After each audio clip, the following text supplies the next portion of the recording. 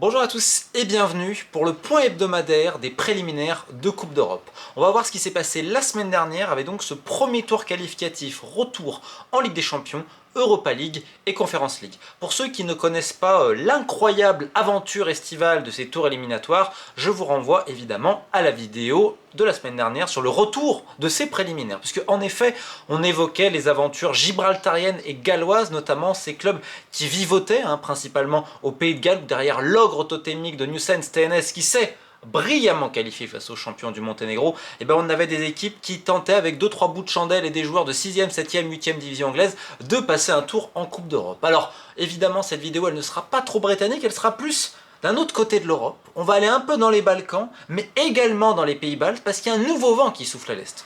Souvent, je vous parle de ce qui se passe dans le football britannique, mais de temps en temps, on va évoquer également tout ce Far East, comme je l'appelle, qui est infiniment plus folklorique que le Far West. Et depuis quelques années, on remarque qu'il y a une petite passation de pouvoir. Alors c'est vrai que l'arrivée du Kosovo a changé pas mal de choses, parce qu'en effet, même si des fois il y a des matchs très suspect pour être très gentil et que la plupart des clubs kosovars chaque année perdent leurs meilleurs éléments qui vont dans d'autres championnats, ils doivent reconstruire, il y a quand même de véritables talents. Alors là vous me direz quand même c'est surprenant parce que le champion du Kosovo s'est incliné face au champion d'Andorre en premier tour qualificatif Ligue des Champions, alors que le Kosovo, au coefficient FA, il est pas mal du tout.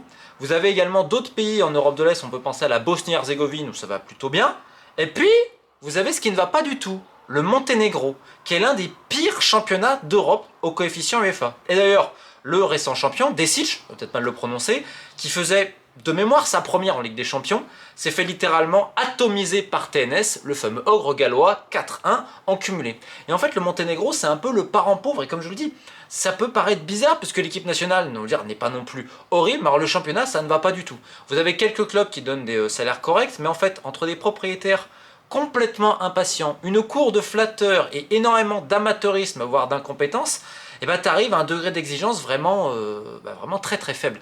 Et ce phénomène-là touche un minimum aussi la Macédoine, qui là, c'est catastrophique. Alors vous allez me dire, le champion Struga, pas de chance au tirage, ils prennent le Slovan Bratislava. Donc Bratislava s'impose logiquement 6-3 en cumulé. Mais comme vous allez le voir après, c'est une véritable hécatombe pour les clubs de Macédoine qui aujourd'hui sont très bas au coefficient UEFA.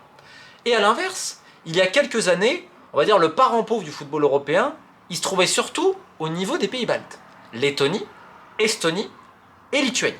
Alors l'Estonie a un petit peu progressé, on voit qu'ils sont un petit peu derrière quand même les deux autres, mais le championnat qui a vraiment eu une énorme ascension, c'est la Lettonie. Alors vous avez deux grands leaders en Estonie. L'année dernière, le championnat était tellement déséquilibré qu'en fait c'était une course entre le Riga FC qui a terminé deuxième et RFS qui a fini champion. RFS qui a juste atomisé le championnat d'Irlande du Nord, le championnat du Nord, l'Arn, 7-0 en cumulé. Alors c'est vrai que l'Arn c'est très particulier, c'est pas un des grandes Belfast, on pourrait y revenir peut-être dans une prochaine vidéo, mais en tout cas 7-0 en cumulé, c'est presque du jamais vu. Et on rappelle que le champion de Lituanie, d'ailleurs c'est une équipe qui ne vient ni de Vilnius, ni de Kaunas, c'est le Panevesis, je dois peut-être mal le prononcer, s'est imposé également très facilement face au champion de Finlande, 4-1 en cumulé. Donc ça montre beaucoup de choses. Alors vous allez me dire, notamment en Lituanie, le championnat il est baroque. Vous avez 10 équipes avec un écart abyssal entre le bas de tableau et le haut de tableau, et vous avez des espèces d'armées mexicaines avec 20 nationalités différentes et des fois aucune stabilité.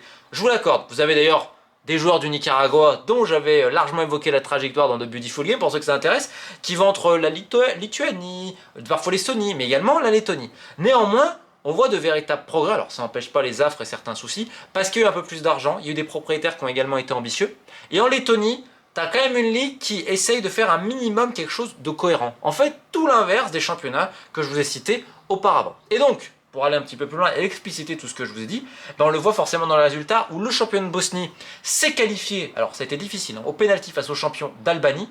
Vous avez le champion de Gibraltar, malgré une infériorité numérique pendant quasiment tout le match, qui s'est imposé au pénalty face au champion de Malte. Alors ça, Gibraltar en avait énormément besoin pour son coefficient UEFA. Et vous avez également les réguliers, je rappelle, les Féringiens du Qui se sont imposés 2-0 en cumulé face à Differdange. Et également, dans ce vent nouveau qui souffle à l'Est, on a l'incroyable chute des clubs du Kazakhstan. Alors on se rappelle du Kirat Almaty à l'époque, et là, rendez-vous compte, alors le champion Ordabasy, déjà merci et la bonne nuit, alors ils sont évidemment repêchés en conférence League si on ne dit pas de bêtises, et l'autre pays qui a un peu fait naufrage, c'est la Biélorussie. Alors il y a pas mal de raisons qui peuvent l'expliquer. Là, quand même, ils se sont imposés, le Dynamo Minsk, le champion, face au champion d'Arménie, Pionik 1-0. Alors en Arménie, je sais que ça a beaucoup fait gueuler parce que Pionik, en fait, beaucoup disaient ça va faire comme d'habitude, ils vont encore décevoir, alors que des clubs arméniens engagés en Conference League et qui peut-être méritaient davantage, eux, pour une fois, n'ont pas déçu. Pour accentuer mon propos principalement sur la Biélorussie, vous voyez qu'en Conference League, c'est une catastrophe puisque Ishlok Minsk Ralon, je dois mal le prononcer, s'est incliné face à un club de Saint-Marin. Autrement dit, le pire championnat d'Europe. Jamais de son histoire, la Fiorita, qui est qualifiée chaque année pour les préliminaires, chaque fois ils perdent. Ils ne se sont jamais qualifiés. Pour la première fois de l'histoire de la Fiorita, ils passent un tour. Alors c'est héroïque, hein, ça a été au pénalty, je ne dis pas de bêtises, mais ça montre aussi les énormes soucis du football biélorusse. Un autre club, le Torpedo, s'est d'ailleurs incliné. Alors que, de l'autre côté, vous avez des clubs estoniens qui vont s'imposer. On a le FCI Levadia, on a également le Paide face à un club gallois, Balaton. Alors ça a été très compliqué pour le coup, Balaton a failli réussir l'exploit, mais c'est très significatif. Dans le même temps, ce que je vous disais, c'est le club arménien de Noah s'impose face à, en plus, Kenja, qui est un bon club quand même de Macédoine. Et vous avez un autre club de Macédoine, Tikveh, je dois peut-être mal le prononcer, qui a également été éliminé par un club d'Islande. Et à l'inverse, c'est ce que je disais, vous retrouvez le Zalgiris au prochain tour, donc un club de Lituanie qui s'est imposé face au VPS de Finlande, et quand même, on va le signaler, il y a eu quelques petites surprises puisqu'on a deux clubs du Monténégro, alors que ce championnat est en perdition, c'est le dernier des Balkans au coefficient UEFA, et bien ils se sont imposés. Alors ça a été difficile, ça a été face au Dynamo Tbilissi, donc de Géorgie, et pour l'autre ça a été au Kosovo. Alors ça donne un petit espoir parce que le championnat du Monténégro a un grand besoin de se structurer, a un grand besoin de prendre des points également au coefficient UEFA parce qu'il ne peut pas rester aussi bas.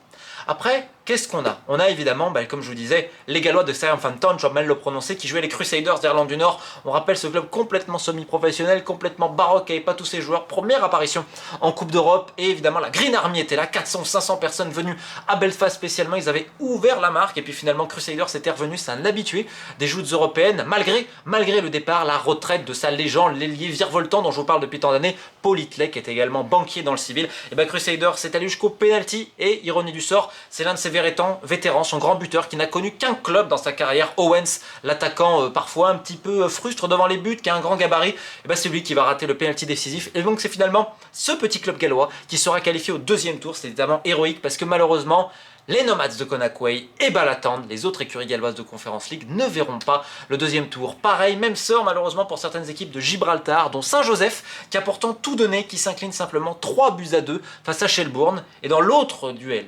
irlando-gibraltarien, et là la surprise s'est confirmée, les Magpies, et oui, je le répète, cette équipe qui a été formée à la base d'un restaurant branché d'Ocean Village à Gibraltar, qui était on va dire de pub team comme on l'appelait, s'est imposée face à Derry City, c'est absolument exceptionnel. Alors évidemment, les Magpies d'aujourd'hui n'ont rien à voir avec les Magpies d'il y a 10 ans, néanmoins ça contribue et ça perpétue cette belle histoire de la Coupe d'Europe. Enfin bref, il y aura encore tellement de choses à dire, avec par exemple aussi ce club letton, Oda, qui s'impose face au B36 Torshov, un habitué pourtant des joutes européennes, un club féringien. Encore une fois, on pourrait y passer beaucoup de temps. Hier, le deuxième tour allait à commencer en Ligue des Champions. Évidemment, la semaine prochaine, on refera un point, mais en tout cas, je le répète, un nouveau vent souffle à l'Est. Keep the faith.